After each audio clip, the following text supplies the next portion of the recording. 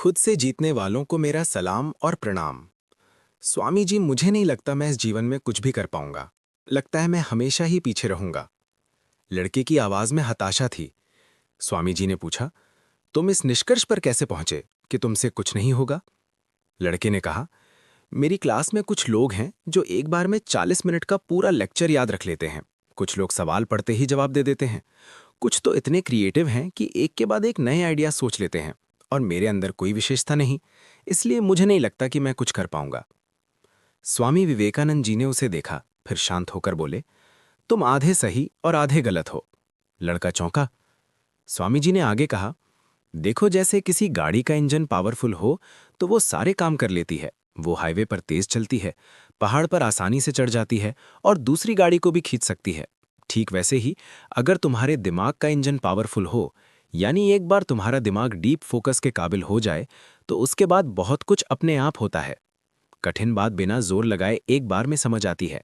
Memory इतनी तेज हो जाती है कि जो चीज़ तुम्हारी आंखों के सामने से एक बार गुजर जाए, वो दिमाग में छप जाती है।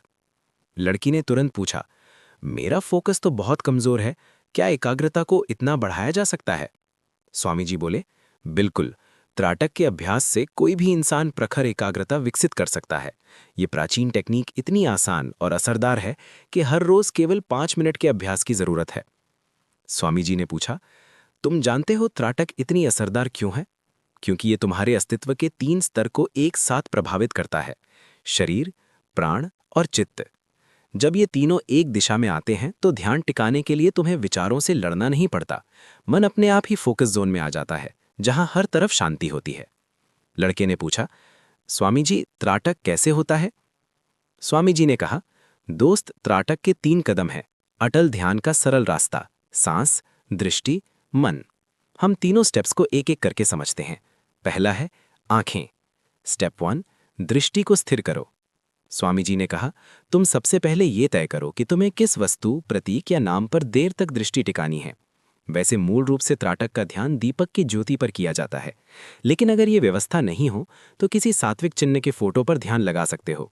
तुम चाहो तो किसी सुंदर फूल और पर्वत के शिखर पर भी ध्यान लगा सकते हो। ऐसे ध्यान लगाने से तुम्हारी दृष्टि स्थिर हो जाएगी, क्योंकि आंखें सिर्फ इंद्रिय नहीं बल्कि प्राण का दरवाजा हैं। स्वामी जी ने कहा, जब तुम्हारी आंखें लगातार इधर उधर भागती हैं तो प्राण बाहर की ओर बहने लगते हैं।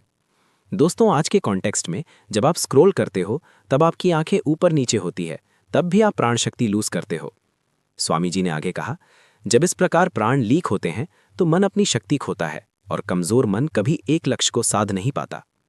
लड़के ने कहा, स्वामी जी, दृष्टि स्थिर होने से क्या होता है? स्वामी जी ने मुस्कुराते हुए कहा, दृष्टि स्थिर होती है, प्राण का बाहर बहना बंद हो जाता है। प्राण शक्ति एकत्र होती है तो मन शांत होता है और स्थिरता आती है। इसलिए त्राटक में एक वस्तु को बिना पलक झपकाए देखते जाओ। इसके साथ साथ सांस को स्थिर करो। स्वामी जी ने कहा, त्राटक शुरू करने से पहले सांस को हल्का सा गहरा और एक तार करो, और त्राटक के दौरान भी सांस को गहरी रखो। ये प्रक्रिया सहज होनी चाहिए। हमको ना सांस खींचना है, ना बाहर धक्का देना है। तुम इस स्टेप को यूं ही मत समझना, क्योंकि सांस शरीर और मन के बीच का पुल है। योग शास्त्र में सांस को सिर्फ हवा नहीं बल्कि इसे प्राणवायु कहा गया है। जैसे जैसे तुम्हारी सांस स्थिर होती है, मन अपने आप शांत होने लगता है, और जब मन शांत होता है तो प्राण और ज्यादा स्थिर होने लगते हैं।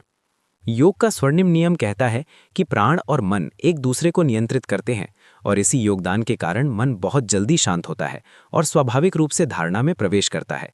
और यही वो स्थिति है जहां फोकस करना नहीं पड़ता, अपने आप फोकस गहरा हो जाता है। अगले 5 मिनट तक दिए या चुनी हुई वस्तु को देखते रहो। इस समय तुम्हारी पलक झपकने की इच्छा होगी। स्वामी जी ने कहा, जब तुम्हें पलक झपकने की इच्छा हो तब ध्यान से देखो कि मुझे नहीं बल्कि मेरे शरीर को पलक झपकने की इच्छा हो रही है, और मैं इस इच्छा को केवल देखना चुनता हूं। जब इस तरह तुम पलक झपकने की इच्छा को इग्नोर करना सीख लेते हो, तत्काल उसी क्षण तुम मन को भी इग्नोर करना सीख लेते हो।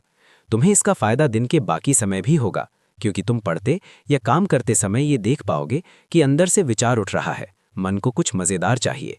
इस समय तुम्हारे अंदर ये अवेयरनेस विकसित होने लगेगी कि मुझे कौन से विचार पर ध्यान देना है, काम के या मजे के। स्वामी जी ने कहा, ध्यान रहे, ये दमन नहीं, चयन है। This is not operation, it's a choice. दोस्तों, यहाँ त्राटक आपको एक बहुत बड़ा सबक सिखाता है। Awareness is equal to choice. जब आप सतर्क रहते हो तो आपको पता चलता है कि हर इच्छा आदेश नहीं है, हर क्रेविंग को तुरंत पूरा करना जरूरी नहीं है। जैसे जैसे आप इम्पल्स को बिना रिएक्ट किए ऑब्जर्व करते हो, वैसे वैसे मन की चालें, मन के पैटर्न्स साफ दिखने लगते हैं। यही आगे चलकर इच्छा शक्ति बनती है, जो लंबे फोकस का रहस्य है।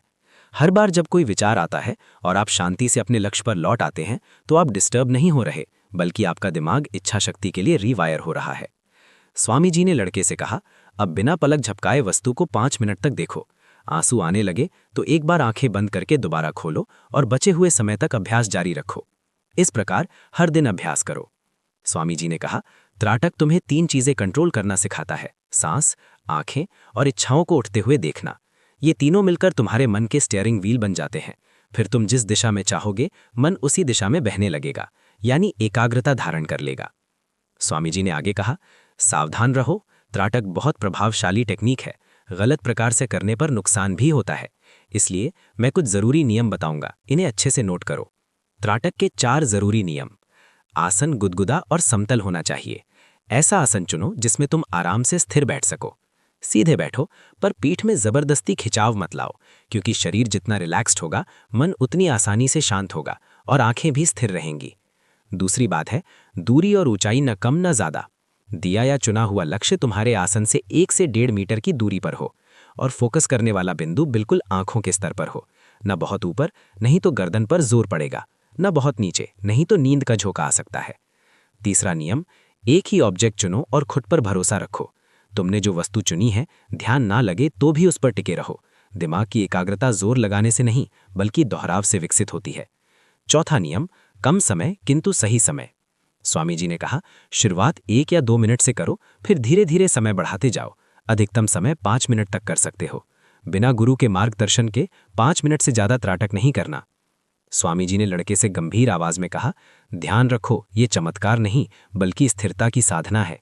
यहाँ तुम्हारा उद्देश्य ना दिव्य दृष्टि है, ना कोई रहस्यमय अनुभव। तुम्हारा पहला और आखिरी उद्देश्य बहुत सरल है: एकाग्रता और इच्छा शक्ति बढ़ाना। दोस्तों, समरी में सबसे पहले त्राटक एक साथ 3 लेवल पर काम करता है।